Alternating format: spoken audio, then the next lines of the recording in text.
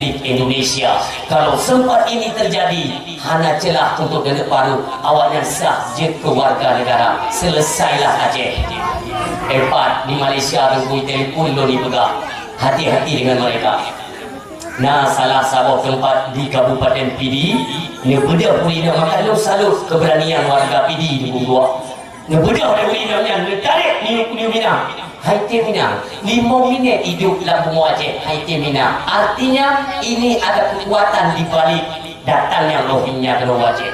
Yang kedua, ini akan terus berdatangan sampai jumlah mereka melebihi daripada 6,000 jiwa dikuasai Aceh. Nah, lalu pula menyohana di tempat Idon Keganduso, pejabat tinggi negara Indonesia yang kaido tanah ini tidak ingat dengan Ganduso, anda boleh lupa Ganduso. Paling ujung-ujung ini untuk kepentingan politik. Itu kena nampak tanah ini, pada dana protes 2018 dalam dakwah kali buka.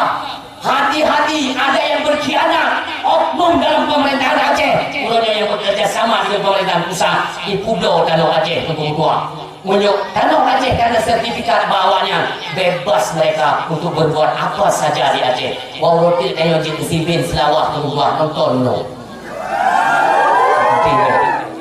Artinya tanah lo kekayaan agraro gok yang menikmati, kita hanya sebatas menjadi penonton nyok yang kelewatnya. Kenapa dari zaman 22 ibadah kejayaan Aceh lewat Sabang.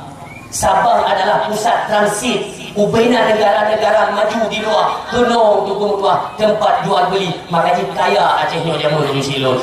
Oleh cara ngok hidup Sabang, beli dari Sabang, ibuka Belawan, Mangga Udin Medan, oleh Medan Sumatera, Kaiko Aceh ke perbatasan Kuala Simpang, hayu permainan